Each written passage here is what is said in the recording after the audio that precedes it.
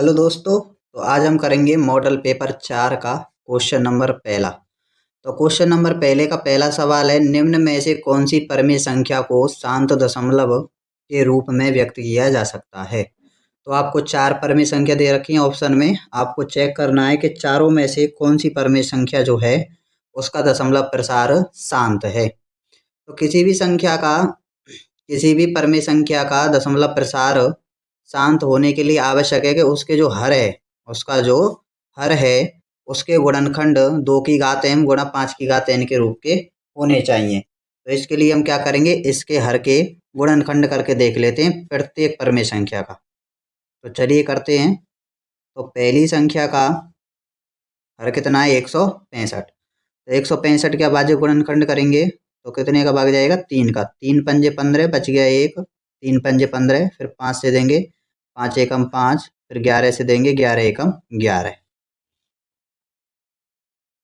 और दूसरी संख्या का हर कितना है 30। 2 से भाग देंगे 2 एकम 2, 2 पंजे 10, फिर 3 से देंगे 3 पंजे 15, फिर 5 से 5 एकम 5। तीसरी परमेय संख्या है 625 और उसका हर कितना है 625। तो 5 का भाग देंगे 5 एकम 5, बच गया 1। 5 दूनी 10, पचम 25, फिर 5 से भाग देंगे 5 दूनी 10, पचम 25, फिर 5 से देंगे पचम 25, फिर 5 से देंगे 5 एकम 5। अब करेंगे 462। तो 2 का भाग देंगे 2 दूनी 4, 2 तिया 6, 2 एकम 2। 3 से देंगे 3 सत्ते 21, बच गया 2। 3 सत्ते 21, फिर 7 से देंगे 7 एकम 7, 7 एकम 7, फिर 11 से देंगे 11 एकम 11। तो ये हो गए इन परमेय संख्याओं के हरों के अभाज्य गुणनखंड। अब चेक कर लेते हैं किन किन के जो अभाज्य गुणनखंड हैं वो 2 की घात m गुणा 5 की घात n के रूप के हैं। 2 की घात m गुणा 5 की घात n। तो देखिए 165 के अभाज्य गुणनखंड में 3 भी है और 11 भी है 5 के अलावा। तो ये आपकी संख्या कैसी नहीं है, शांत नहीं है। दूसरी संख्या का हर है 30, इसका अभाज्य गुणनखंड है 2 गुणा 3 गुणा 5। तो 2 और 5 के अलावा कितना दे रखा है 3। तो ये भी आपकी कैसी संख्या नहीं है, शांत दशमलव संख्या नहीं है। तो इसको चेक कर लेते हैं पहले, ये तो है समझा देंगे इसको कि 2 और 3 7 और 11। तो इसमें 5 नहीं है तथा 2 के अलावा 3 का 7 का और 11 का भी अभाज्य गुणनखंड दे रखा है आपको इसमें। तो ये भी आपकी कैसी संख्या नहीं है, परमेय संख्या, शांत दशमलव संख्या नहीं है। इसको चेक करते हैं 1 2 3 4। तो यहाँ कितना है 5 की घात 4। ठीक है, यदि इस 5 की घात 4 को मैं इस प्रकार लिख दूं तो कोई फर्क नहीं पड़ेगा, क्योंकि 5 एकम 5, 5 की घात 4 ही आ जाएगा। लेकिन आप ध्यान से देखिए 5 की घात 4 गुणा 1 को हम क्या लिख सकते हैं, 2 की घात 0। क्यों लिख सकते हैं, चूंकि 1 की घात 0 का मान कितना होता है 1, यानी कि किसी भी संख्या पर घात 0 उसका मान कितना होता है 1। इसलिए हमने 1 का मान कितना लिख लिया, 2 की घात 0। तो अब ये कैसा रूप बन गया, 2 की घात m गुणा 5 की घात n। तो इसमें से आपकी कौन सी परमेय संख्या का दशमलव प्रसार शांत होगा, ऑप्शन है 2027/625। या फिर आप यहाँ लिख सकते हो, चूंकि 2027/625 के हर के गुणनखंड 2 की घात m गुणा 5 की घात n के रूप के हैं। अतः यह एक शांत दशमलव प्रसार है। तो ये हो गया आपका आंसर, ऑप्शन नंबर से। तो चलिए करते हैं इसका क्वेश्चन नंबर 2। तो देखिए इसका क्वेश्चन नंबर 2 कितना दे रखा है कि निम्न आकृति में बहुपद px का आलेख दिया है, बहुपद के शून्यकों की संख्या ज्ञात कीजिए। तो इसमें हमें ये ग्राफ दे रखा है px का और इसमें हमें शून्यकों की संख्या ज्ञात करनी है। तो ये x अक्ष, ये y अक्ष और ये आलेख दे रखा है। ये एक वक्र रेखा है। कैसी रेखा है, वक्र रेखा। तो हमें क्या करना है, ये चेक करना है कि ये वक्र रेखा जो है वो x अक्ष को कितनी बार प्रतिच्छेद कर रही है। तो देखिए ये वक्र रेखा x अक्ष को एक तो यहाँ प्रतिच्छेद कर रही है कि यहाँ प्रतिच्छेद कर रही है, कितनी बार प्रतिच्छेद कर रही है, 2 बार। तो इसके शून्यकों की संख्या कितनी हो जाएगी, 2। क्योंकि ये वक्र रेखा एक्स को जितनी बार प्रतिच्छेद करेगी उतनी ही इसके शून्यकों की संख्या होगी। क्वेश्चन नंबर 3 करते हैं। तो क्वेश्चन नंबर 3 दे रखा है के का वह मान है जिसके लिए रैखिक समीकरण निकाय x प्लस 2y बराबर 3, 5x प्लस के वाई प्लस 7 बराबर 0 के हल कैसे हैं असंगत। ऑप्शन दे रखे हैं आपको, तो हमें के का मान निकालना है। तो चलिए करते हैं। तो पहला समीकरण है x प्लस 2y बराबर 3। तो x प्लस 2y प्लस के इधर ले आएंगे माइनस के, बराबर में क्या रह जाएगी 0। समीकरण नंबर 1। 5x प्लस के वाई प्लस 7 बराबर 0। तो यहाँ तो अचर पद पहले से इधर दे रखा है, तो ये समीकरण नंबर कितना हो जाएगा 2। इन दोनों की हम तुलना कर देंगे। a1x plus b1y plus c1 बराबर 0 तथा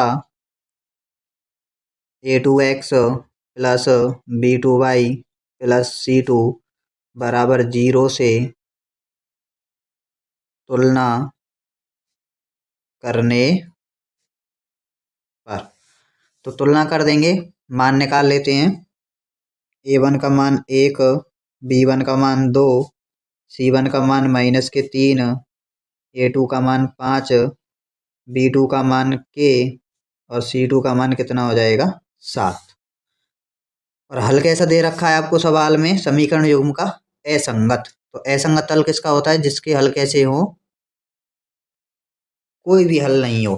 ठीक है, यहाँ लिखेंगे चूंकि समीकरण युग्म का असंगत हल है। तो असंगत हल के लिए शर्त क्या होती है, a1/a2 बराबर b1/b2 नॉट इक्वल c1/c2। तो a1 का मान रखेंगे 1, a2 का मान रखेंगे 5, b1 का मान रखेंगे 2 और b2 का मान रखेंगे k। क्रॉस गुणा करेंगे, k का 1 से करेंगे तो k और 5 दूनी कितना हो जाएगा 10। तो k बराबर कितना आंसर आ गया आपका 10। करते हैं इसका क्वेश्चन नंबर 4।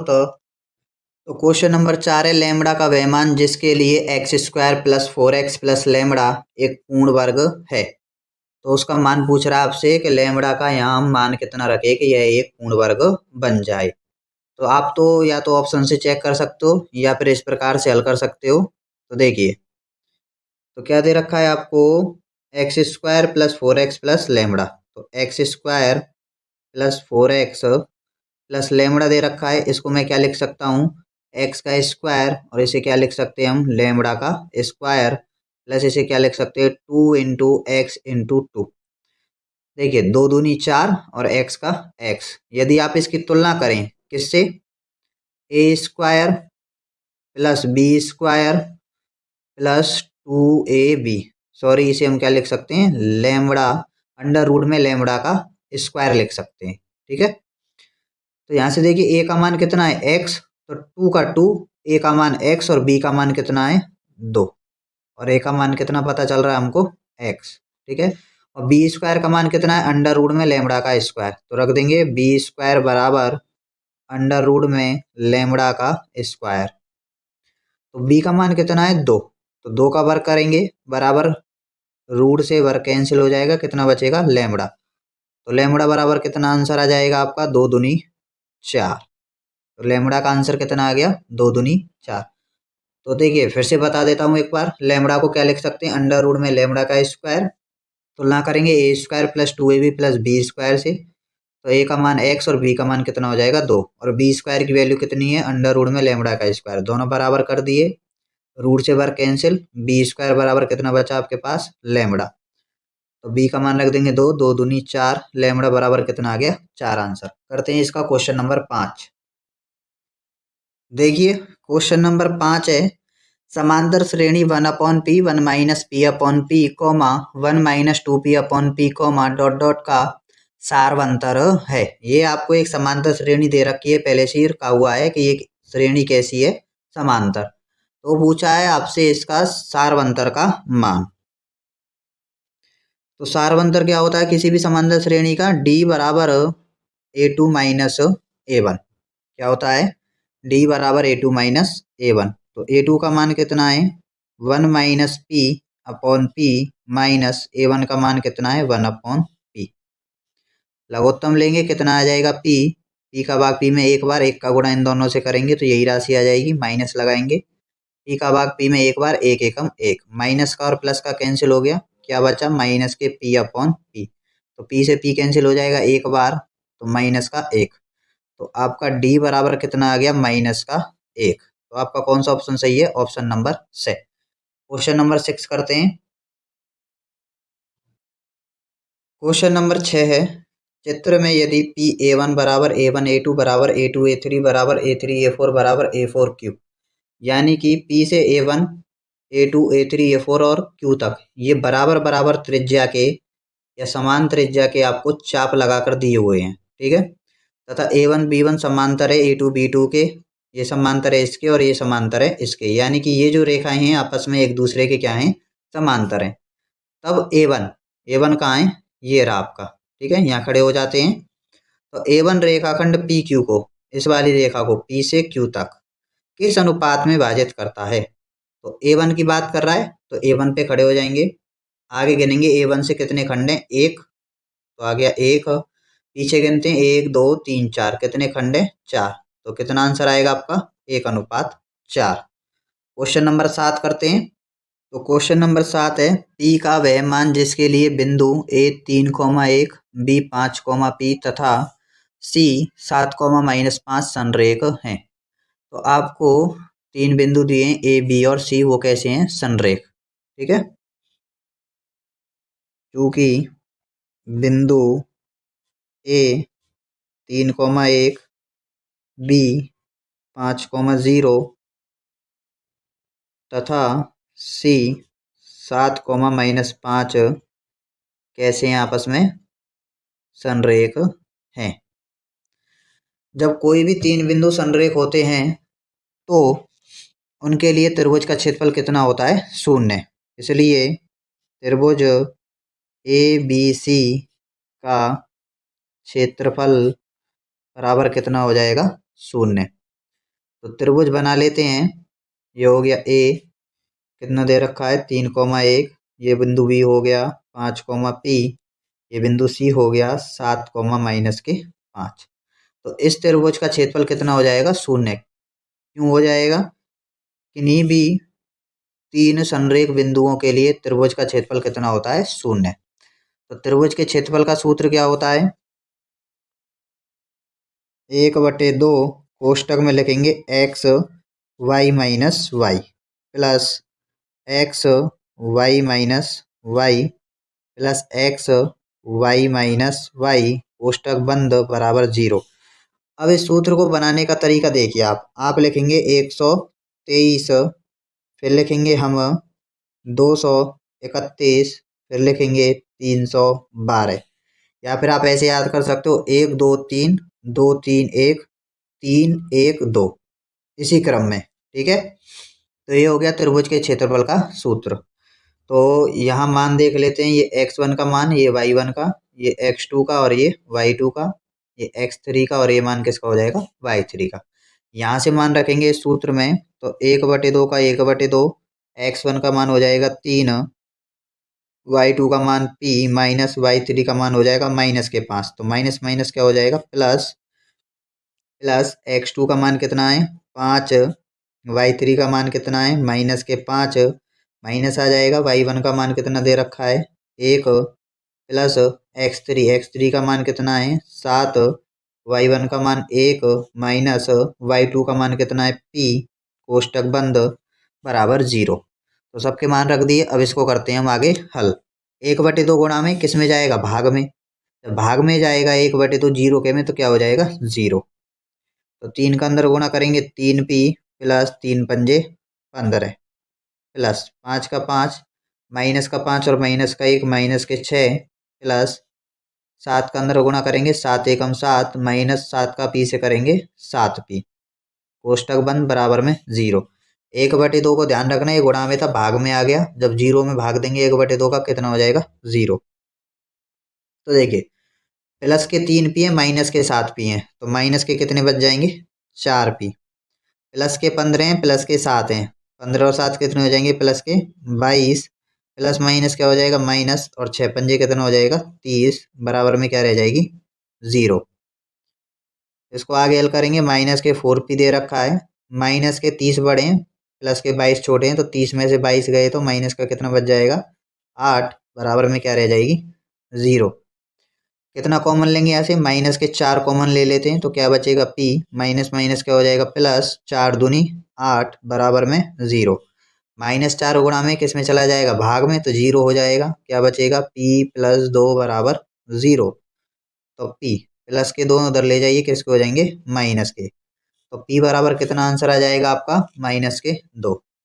तो कौन सा ऑप्शन सही है आपका इसमें से, option number A, -2 answer. Question number 8 करते हैं।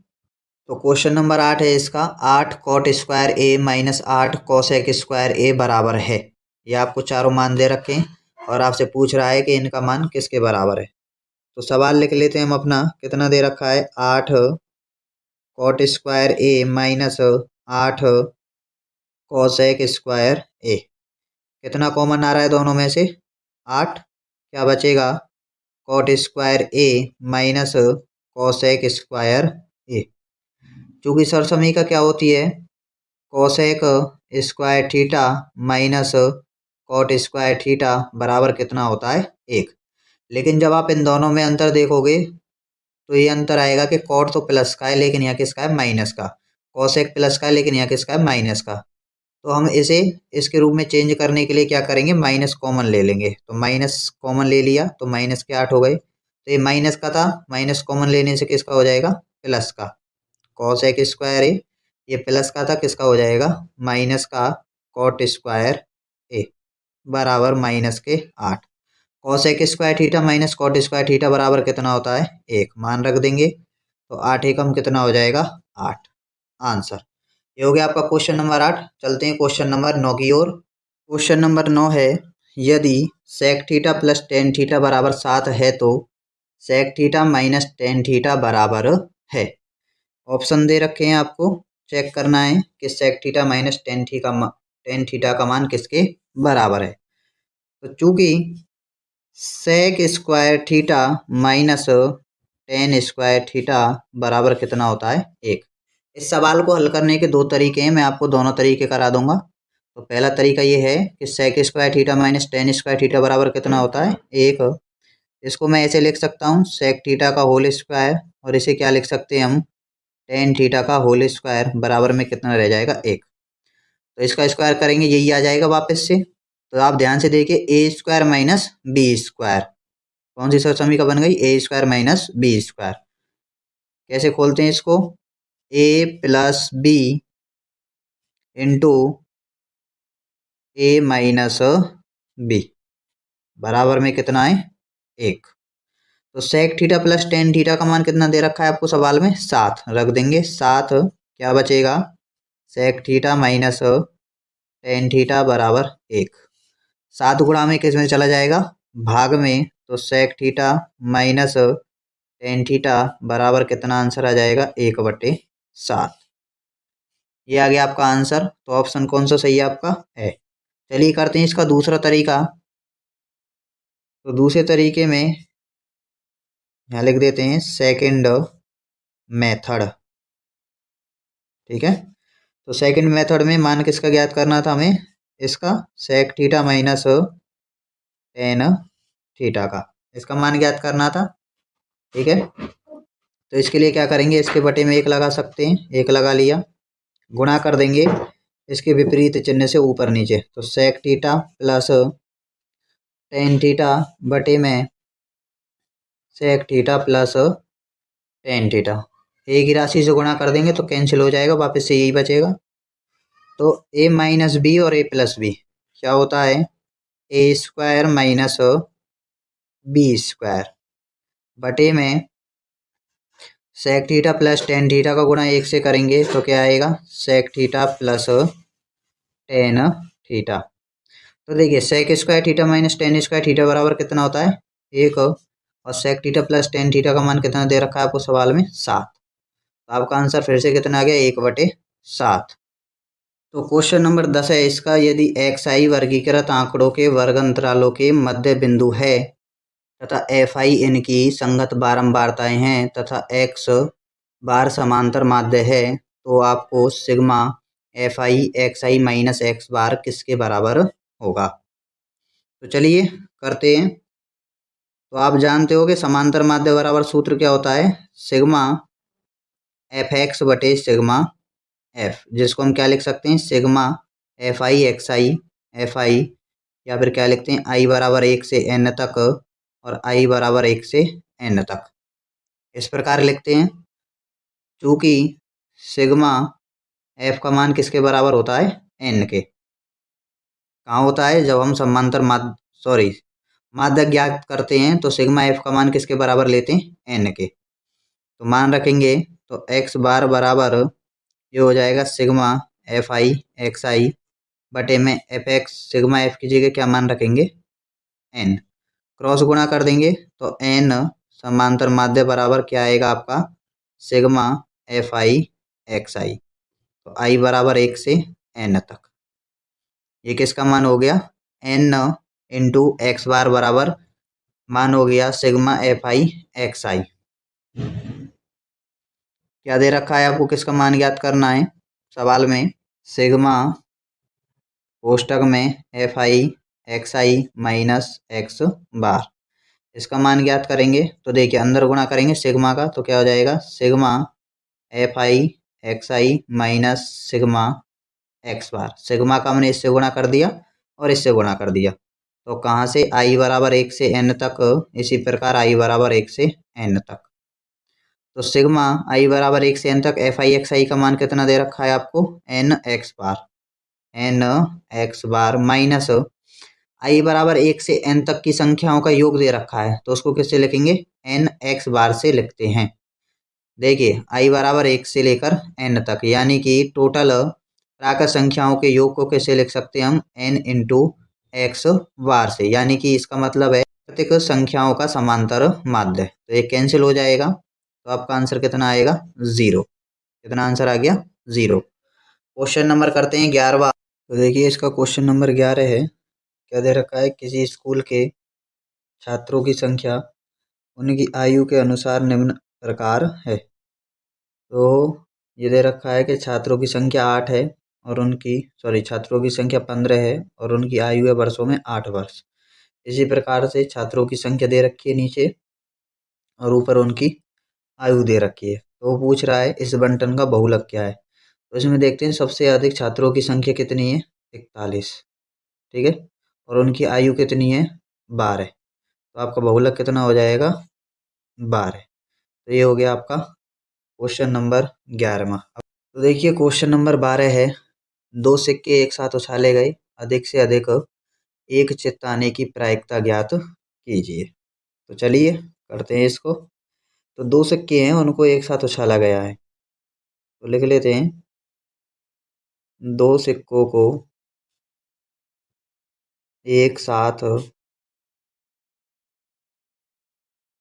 उछालने पर प्राप्त परिणाम। अब आप दो सिक्कों को एक साथ उछालिए या एक सिक्के को दो बार उछालिए, एक ही बात होती है। तो जब हम पहला सिक्का उछालेंगे तो क्या आएगा परिणाम, हेड या टेल, दोनों में से कोई एक आएगा। और जब हम दूसरे सिक्के को उछालेंगे तब भी परिणाम कितने आएंगे, हेड या टेल। गुणा कर लेते हैं, एच का एच से करेंगे एच एच, एच का टी से करेंगे एच टी, टी का एच से करेंगे टी एच और टी का टी से करेंगे तो क्या आएगा, टी टी। ठीक है, तो कुल परिणाम कितने हो गए हमारे पास, 2 दूनी 4, या फिर आप गिन लीजिए 1 2 3 4, तो कुल परिणाम कितने हो गए, 4। सवाल में पूछ रहा अधिक से अधिक एक चित्त, यानी कि अधिक से अधिक एक चित्त आना चाहिए, एक से ज़्यादा नहीं आना चाहिए। तो अधिक से अधिक एक चित्त, यहाँ तो दो हैं इसको नहीं लेंगे, एक चित्त यहाँ पर है एक चित्त यहाँ पर है, इसमें दोनों पट्टे इसे नहीं लेंगे, तो यहाँ लिख देंगे अधिक से अधिक एक चित्त आने के अनुकूल परिणाम, अनुकूल परिणाम। तो अधिक से अधिक एक चेतावनी के अनुकूल परिणाम कौन कौन से, उनको लिख दीजिए HT, टोटल कितने हो गए 2। क्या ज्ञात करनी है हमको इसकी प्रायिकता। प्रायिकता बराबर क्या होता है, अनुकूल परिणाम बटे कुल परिणाम, 2 एकम 2, 2 दूनी 4। तो आपका आंसर कितना आ गया 1/2। तो आपका कौन सा ऑप्शन सही है, ऑप्शन नंबर ब 1/2। अब करेंगे इसका क्वेश्चन नंबर 2। तो क्वेश्चन नंबर 2 है इसका, रिक्त स्थानों की पूर्ति कीजिए। तो इसका पहला सवाल है, वह समीकरण युग्म जिसका कोई हल नहीं है रैखिक समीकरणों का युग्म क्या कहलाता है। आपको दो समीकरण दे रखे हैं रैखिक, और कह रखा है कि उनका कोई भी हल नहीं है। जिनका कोई भी हल नहीं होता है उनकी रेखाएं कैसी होती हैं, समांतर, क्योंकि समांतर रेखाएं एक दूसरे को कहीं पर भी प्रतिच्छेद नहीं करती हैं। जब रेखाएं कहीं पर भी एक दूसरे को प्रतिच्छेद नहीं करती हैं तो उनका कोई भी हल नहीं होता है। अतः युग्म कैसा होता है, असंगत। ठीक है, कैसा हल होता है, असंगत। तो ये आपका आंसर हो गया। क्वेश्चन नंबर 2 है, समांतर श्रेणी का खालिस्तान धनात्मक ऋणात्मक या शून्य हो सकता है। ऐसा सवाल हमने पहले भी किया था। तो किसी भी समांतर श्रेणी का धनात्मक यानी कि प्लस, ऋणात्मक माइनस, या शून्य जीरो कौन सा मान हो सकता है, सार्व अंतर। एक क्वेश्चन नंबर 3 है, वक्र रेखा पर दो बिंदुओं के बीच की दूरी क्या कहलाती है। तो वक्र रेखा पर दो बिंदुओं के बीच की दूरी, मान लीजिए ये कोई वक्र रेखा है इस प्रकार से, और ये कोई बिंदु है तथा ये कोई बिंदु है।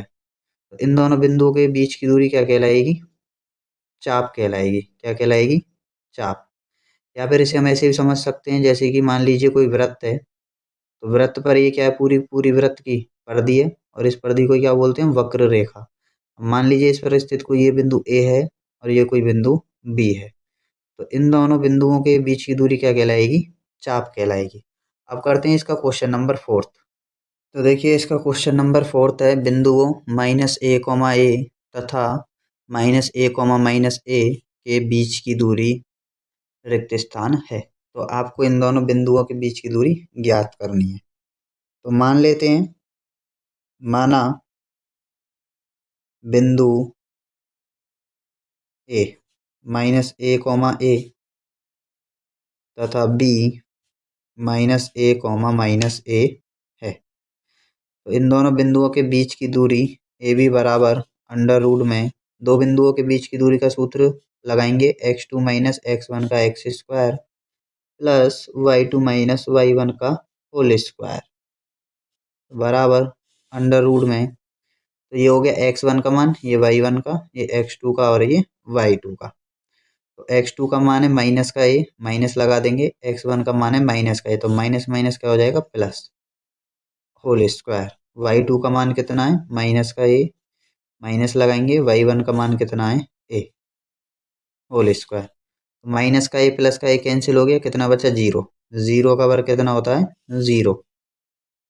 ठीक है, माइनस का ए और प्लस का ए कैंसिल हो गया, कितना बचा, जीरो। जीरो का वर्ग जीरो, जीरो को लगाएंगे नहीं क्योंकि जोड़ेंगे तो फिर से यही आंसर आ जाएगा। तो यहाँ देखिए माइनस का ए और माइनस का ए, माइनस के कितने हो गए, 2a का होल स्क्वायर बराबर अंडर रूट में।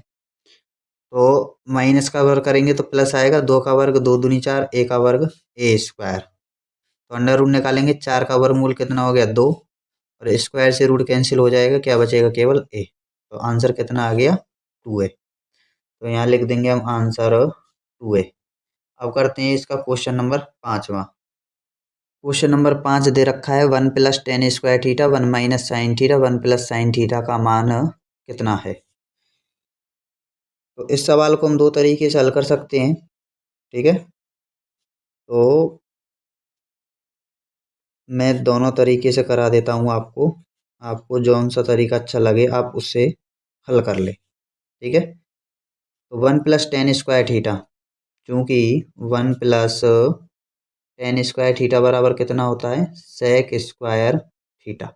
ठीक है, तो मान रख देंगे, 1 + tan² θ की जगह sec² θ इंटू, देखिए a - b और a + b क्या होता है, a square minus b square, बाहर लगा दीजिए तो ये हो जाएगा सेक स्क्वायर थीटा, एक का वर्ग एक और साइन का वर्ग करेंगे तो साइन स्क्वायर थीटा।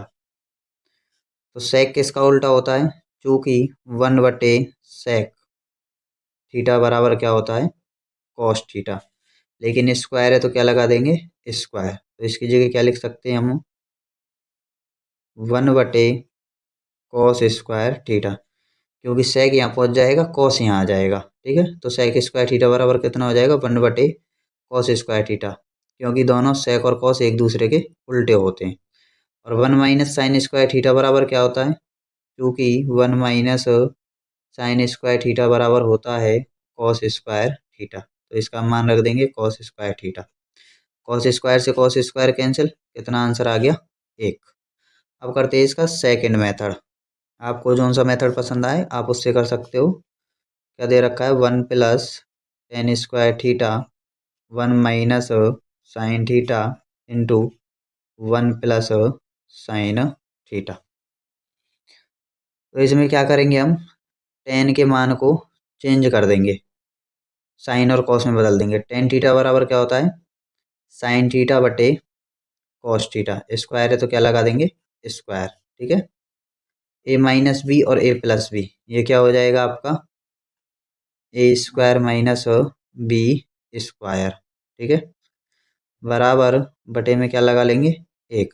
तो लघुत्तम कितना आएगा, कॉस स्क्वायर थीटा, 1 का भाग कॉस स्क्वायर में देंगे तो 1 से गुणा करेंगे तो ये आ जाएगा cos square theta plus cos से कॉस कैंसिल, कितना बचेगा, साइन, साइन स्क्वायर थीटा।